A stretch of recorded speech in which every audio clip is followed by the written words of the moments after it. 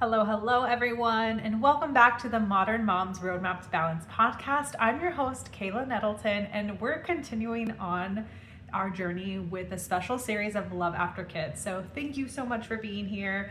And if you're watching on YouTube, I know that there has been a lot of differences in the background.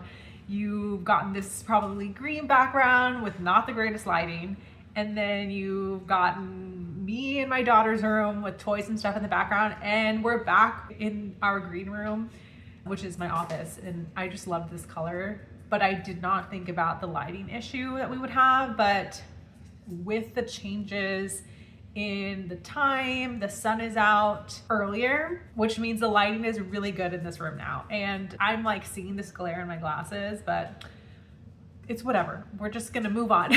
It's not bothering me. I hope it doesn't bother you. But let's get into it. I know that with this new series of Love After Kids, I have been talking. Let me open the door for my dog because she's just gonna keep scratching at the door and I don't want y'all to hear that. So let me go and do that really quick and I will be right back.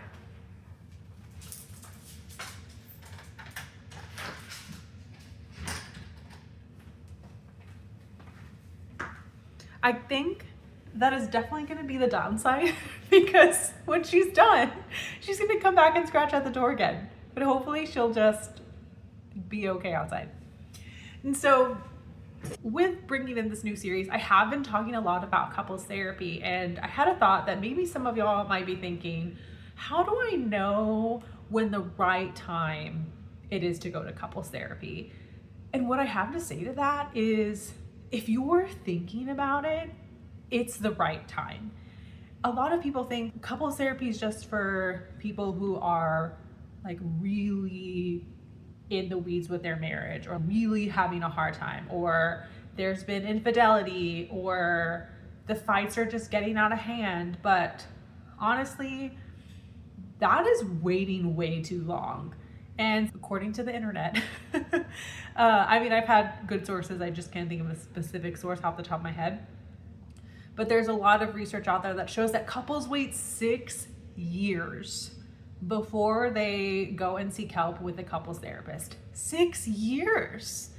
6 years of sitting in the hurt, sitting in all of the hardship, sitting in the loneliness, and sitting in just not feeling heard, not feeling seen. And I don't want that for you. So if you're currently thinking about, like, is couples therapy the right option for us right now? It's probably the right option. And the other reason I say that is when things aren't going very well in the beginning, it is so much easier to get over that struggle, or I don't like saying like fix the issue, but to work on that issue, to manage it, to get through it. It's so much easier to do that in the beginning when things are just starting than to let a bunch of stuff pile up over months, years. It's so much harder to get back to being connected and trusting each other again when you've waited for so long.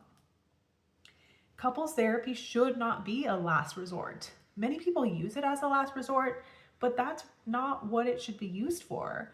I want you to think of couples therapy as like working with a trainer. I feel like physical training and fitness coaches, people feel totally okay talking about that. But when it comes to going to therapy and working on their marriage, that's a little bit taboo. But I want you to think about it as the same thing, right? So like, if you are trying to hit specific goals within your fitness journey, you are probably going to hire a coach, or maybe you're going to try an app that has a coach built in. But I mean, looking at it, you're working with someone who is going to give you guidance and step-by-step instructions on how to meet that goal. So if you have goals to be more connected with your partner, to have better communication, to want to feel understood and seen, those are goals that you can work through in therapy with a therapist. And you're going to meet your goals a lot quicker than if you're trying to do this on your own. I mean, sure, going back to our fitness journey example, yeah, there are people who can figure it out on their own and who can do it on their own, but not everyone works well that way. And when it comes to your marriage, if you're having struggles and you're trying to work this problem on your own, oftentimes it's going to be really difficult for you to figure it out because there's going to be a lot of patterns that you might not see that a therapist is going to be able to catch for you. And there goes my dog. Let me go open the door for her, just let her in so that we're not disturbed again.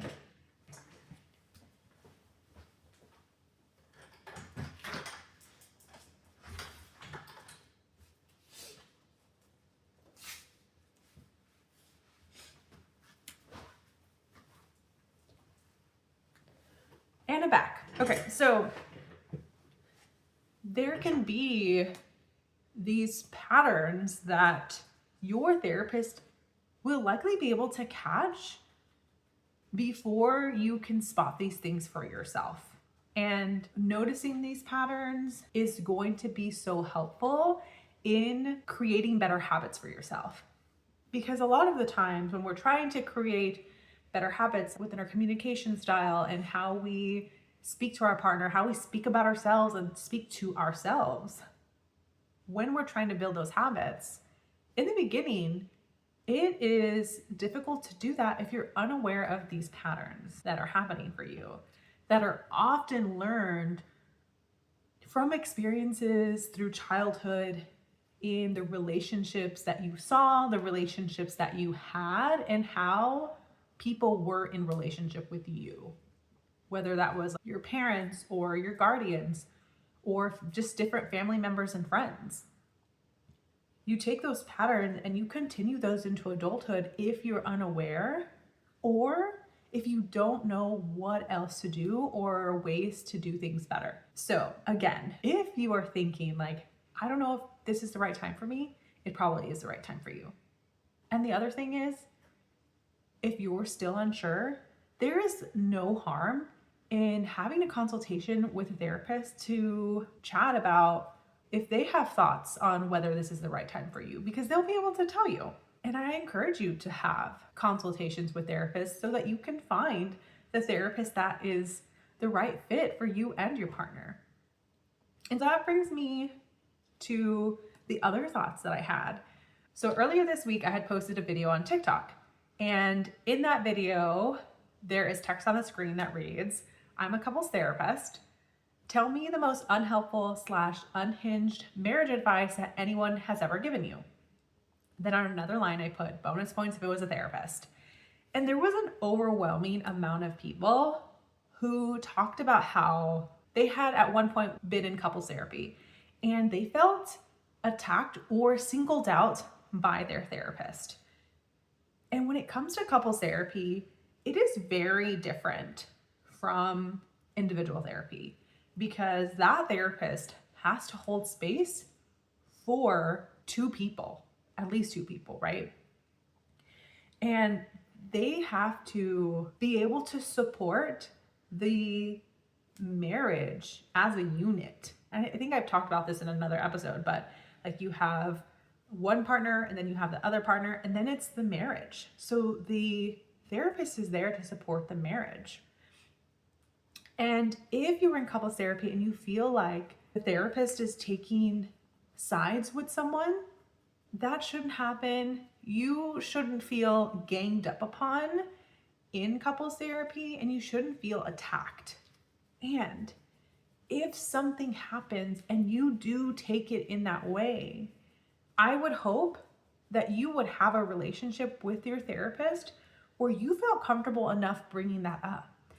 So for example, when I'm working with a couple, that is a question that I am continuously asking, and not just to gauge where people are at, but I'm also teaching you how to listen to the things that are coming up for you, because that's also important for moving forward and learning healthy skills within your marriage. So if you cannot notice what's coming up for you and you just notice that you're becoming angry That's a good start, but it's not all helpful. I want you to be able to voice, hey, I felt like you're taking her side or his side, and it left me feeling unheard. Like, that's what I want you to be able to learn. So if you cannot bring that up with your therapist, that therapist is probably not a good fit for you. That might be a sign that you need to break up with your couples therapist, because if you cannot bring those things up, then you're not going to be able to move forward as quickly or maybe even ever with that therapist. So I really wanted to highlight some of this so that if you decide that you want to have couples therapy and you find a therapist near you or that you want to work with, I want you to be aware of like what should and should not be happening. You should feel supported to bring things up in your sessions. And I'm not saying that they should not call you out. No, I'm not saying that, because I call my clients out. I will call them out or point out when they're doing things or saying things that are not helpful or healthy.